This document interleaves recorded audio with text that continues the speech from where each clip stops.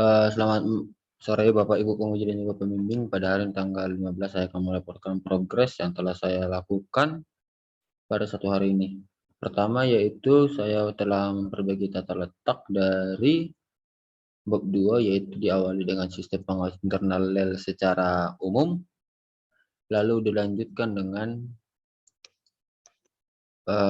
sistem penjamin mutu atau dikti, lalu dilanjutkan dengan perbedaan SPI dan SPM, lalu dilanjutkan dengan satuan pengawas internal ITDAL,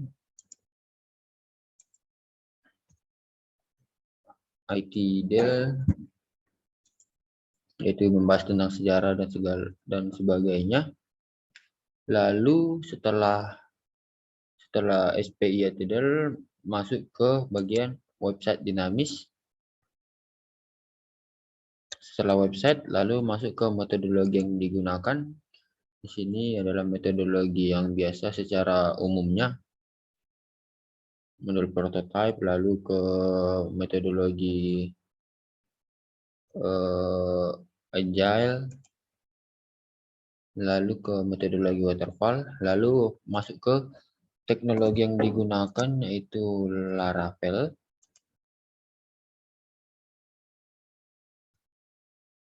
lalu masuk ke MySQL.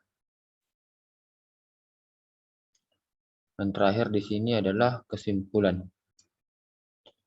Lalu untuk bab 3 sendiri saya mulai dari untuk bab 3 yang lama saya buat dulu ke bawah, dan yang baru yaitu dari metodologi pengumpulan data, yaitu rincian dari si metodologi yang di atas tadi, yaitu metode pengumpulan data, yaitu ada di sini analisis kebutuhan. Sini juga saya telah membuat 2 role dalam aplikasi yang saya bangun, yaitu admin dan juga masyarakat umum atau user. Lalu di sini saya jabarkan lagi fungsi utama dari sistem pengawas internal DEL, yaitu autentikasi.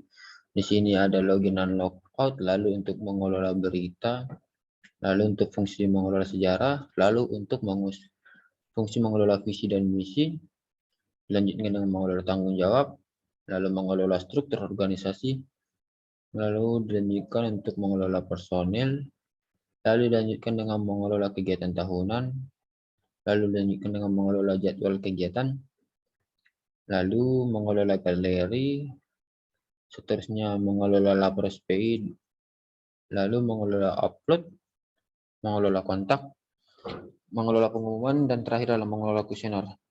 Di sini juga saya telah memperbaharui dokumen dengan menambahkan yaitu user karakteristik. Di sini seperti yang saya jelaskan tadi yang di atas ada 2, yaitu admin dan pengunjung. Di sini juga ada kepentingan akses lalu hak akses. Lalu dilanjutkan dengan SW environment. Ini sudah masuk ke bagian dari pengimplementasian untuk kebutuhannya. Di sini ada penjelasan dari laptop yang saya gunakan, dimulai dari nama laptop, prosesor, RAM, dan sistem operasi. Lalu dilanjutkan juga spesifikasi aplikasi yang digunakan dalam proses pengembangan, yaitu browser, bahasa pemrograman, desain web, mockup, dan diagram. Setelah SW environment, saya menambahkan operasional. Operasional di sini berhubungan dengan SAMPP, berhubungan dengan software, yaitu servernya menggunakan SAMPP, lalu operating system, lalu DBMS, lalu graphic editor, lalu tools pengembang. Lalu ada juga aplikasi client server ini untuk menspesifikasikan untuk bagian hardware-nya, yaitu laptop dengan prosesor Intel sekian, lalu dengan memori sekian. Lalu untuk di sini sendiri, di sini ada berhubungan dengan business process modeling, notation atau BPMN, lalu mockup, baru entity relation diagram atau ERD, lalu class diagram, lalu use case diagram, lalu use case scenario set map. Di sini ada yang adalah baru use case diagram. Ini adalah use case diagramnya. Seperti kata Bu Erna, saya telah memperbarui untuk use case diagramnya, tidak menggunakan tanda panah lagi. Lalu untuk use case skenario-nya masih untuk beberapa yang sudah siap, yaitu skenario login.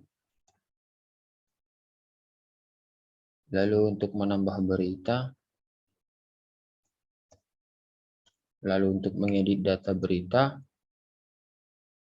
Lalu untuk menghapus data berita. Lanjutkan dengan fungsi yang kedua, yaitu menambah sejarah. Lalu mengedit sejarah. Lalu menghapus sejarah. Lalu dilanjutkan dengan fungsi yang ketiga, yaitu menambah visi dan misi. Lalu mengedit visi dan misi. Lalu di sini adalah menghapus visi dan misi. Dan dilanjutkan dengan fungsi yang selanjutnya, yaitu menambah tanggung jawab.